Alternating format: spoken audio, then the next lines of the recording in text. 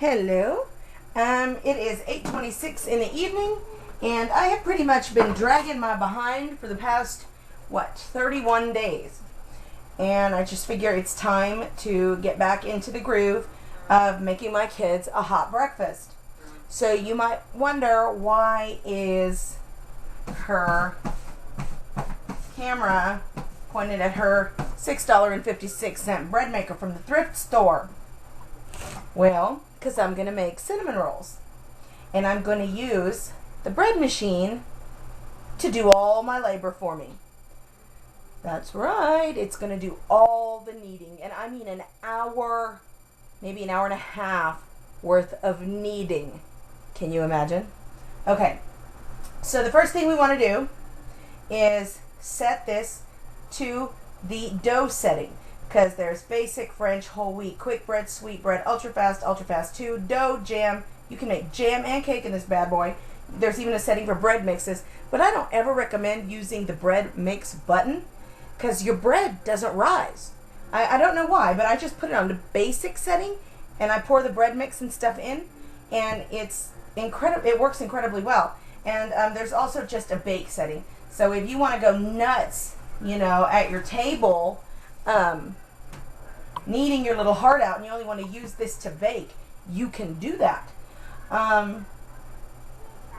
This is, like I said, it is a bread machine cinnamon roll dough recipe, and the deal is, I forgot what the deal is.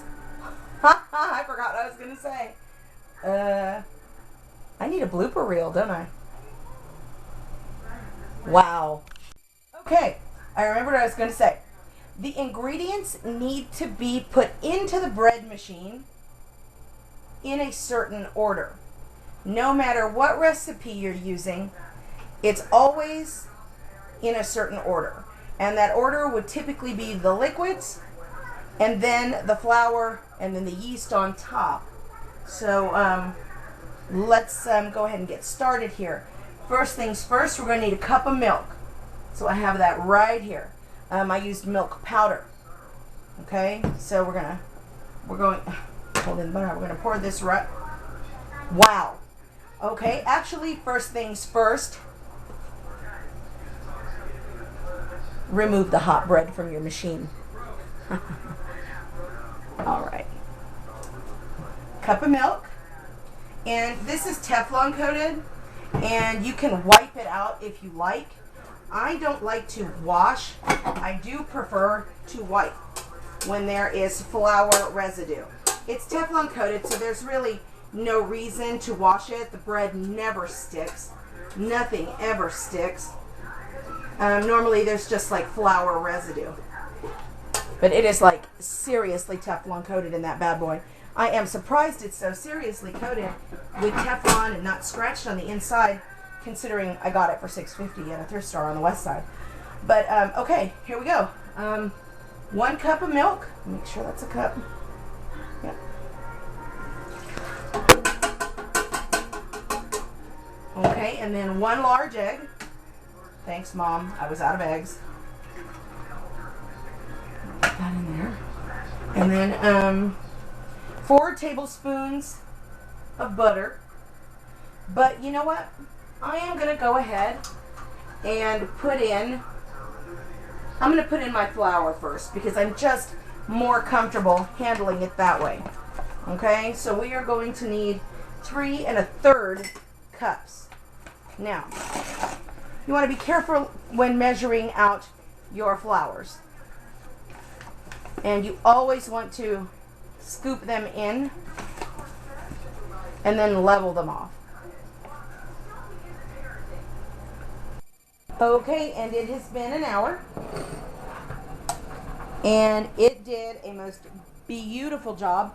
It is silky, and I've already poked it. Look at that, isn't that beautiful? Now, there's air bubbles in here that we need to pop, okay? So we are going to, let me get a feel for it. Yeah, you know what? I'm going to put a little bread flour on my, all right, and it's been a little over 15 minutes. Because I just realized that I lost my rolling pin on the move over here. it broke into 3 pieces. It was a really kick-ass little rolling pin from Tupperware, and it was from, like, I don't know, 15, 20 years ago when Tom and I first got married. And you could unscrew it. So you could unscrew one of the handles, and you couldn't just, okay, the ones now you can fill with cold water, okay? But this one had a reservoir big enough, and they encouraged you to put ice cubes in it and then fill it with water and then put it in the freezer so that it stayed cold. You could do ice water or you could freeze it, and I used to fill mine with water and freeze it. So, but here we go, and it's beautiful still. Okay, now let's see how we are going to be able to, this should form rather well with just my hands. We need to get it out to, I believe the directions said 15 by 10.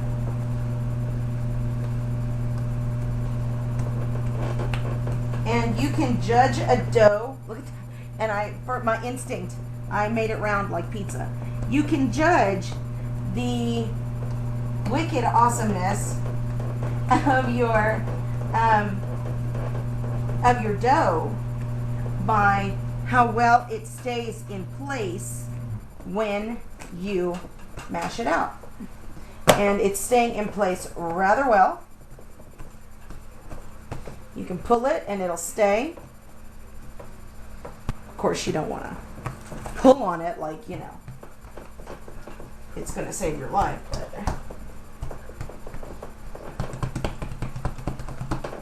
And I just want, I'm not really concerned with the measurement, but what I do want is an even thickness throughout.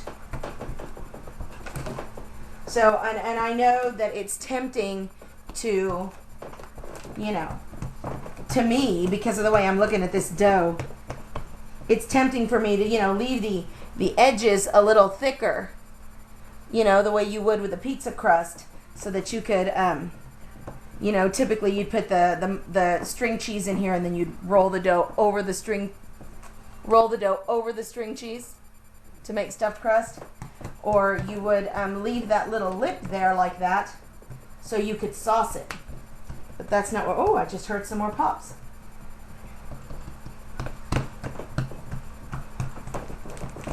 Okay.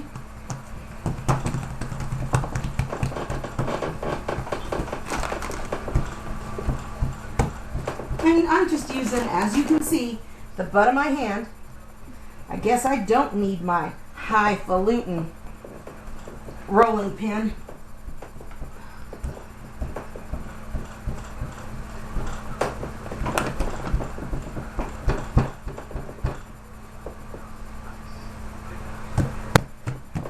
All right, well, that's all I'm going to do for now.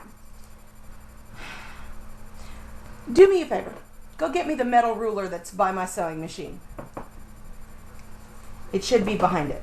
So here's what I'm going to do. It says here, a 1/4 cup of butter, a 1/4 cup of sugar, 2 teaspoons of cinnamon, a 1/2 teaspoon of nutmeg, and 1/3 cup of chopped nuts.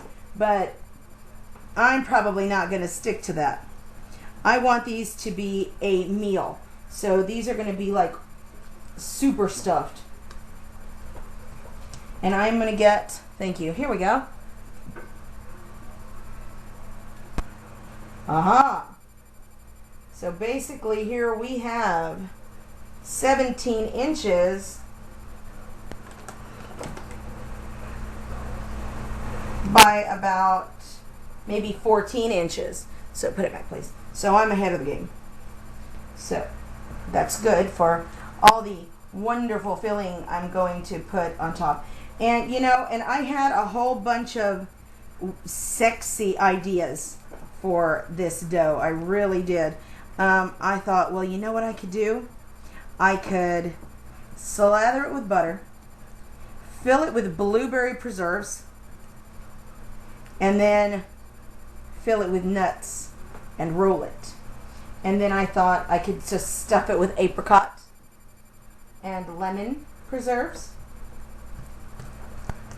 Oh, this is awesome. And this is just margarine. It's nothing, you know, it's not butter. And I really don't care if it's salted or not in this case, because it just all adds to the flavor. But I'm just gonna slather it with butter. And actually, wait a minute, I used what? 1, 2, 3, 4 tablespoons. So that was a 1/4 cup. So unintentionally, I followed the recipe because I just wanted to give this so much butter, you know, that it just, I would gain weight looking at it. So I want it to be super, super sexy, and it's turning out that way. You all, and you might want to keep some paper napkins handy. Okay, so I don't want them super sweet, but I do want them sweet. So I am going to, it says what, a 1/4 cup of sugar? My Aunt Fanny. I'm just going to cover it big time.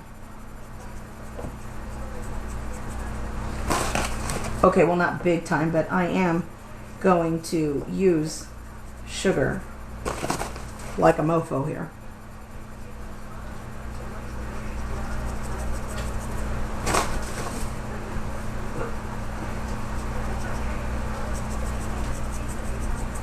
Make sure you get the sugar all the way to the edges. Go ahead. Oh, okay. Go ahead. My son is signaling to me that he wants to take his meds so he can go to bed. Alrighty. So, just enough sugar to lightly cover the surface. Just one, okay. So here's the rocker knife. And here's my oldest sin cutting board that I bleach every single day because I always get something on it. And it says in the recipe to use, what, 1/3 cup of chopped nuts. No, I'm not having it. So this is what it was made for. Oh, nice. And the only thing keeping me from going full blast is 1, that I'm sitting, and 2, the ingredients for tomorrow night's video are right here. And so are my cans of carrots and potatoes and carne guisada and hot roast and everything. So I'm just going to chop these. Hi, I'm embarrassed. Okay, well, maybe not so much. But what's the first thing before I started rolling these, what's the first thing I said to do? Turn on your oven. So it's been 45 minutes. Guess who didn't turn on her oven? So now we're gonna wait 10 minutes. But let's go ahead and pan down to these cinnamon rolls. And let me show you. Ah! There they are. Pan back here a little. They have risen nicely, really, really well, and they're very supple. Okay, and they were in for 10, 20 minutes, and 20 minutes was too much. I walked away from the oven, and these are beautiful. So I got 4, 8, 12, 13, 14. I got 16 that are beautiful and perfect. And I have 1, 2, 3, 4 that are slightly overdone, bordering on brown on the edges. And burned nuts don't taste really well. Yeah. Oh well. And they are, however, you know what? Let me cut into one of those burned up ones and see how that looks. Hold on just a second.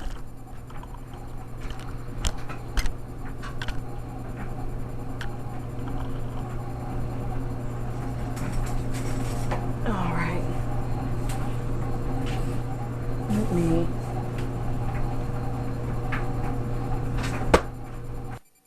Okay, well, duh. As you can see, we already started hitting the cinnamon rolls. And that's just me and Eli that polished off 3. We split one and then we each had one. And then I'm sitting there going, gosh, you know what? These are good. These are awesome. These are flavorful. But God, something's missing. Something's missing. What the hell is missing? Duh. The icing. So here we go. We are going to take 1 cup of powdered sugar,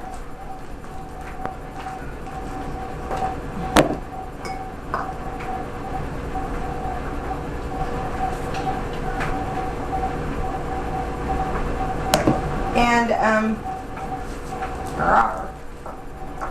then how many? 2 tablespoons of milk,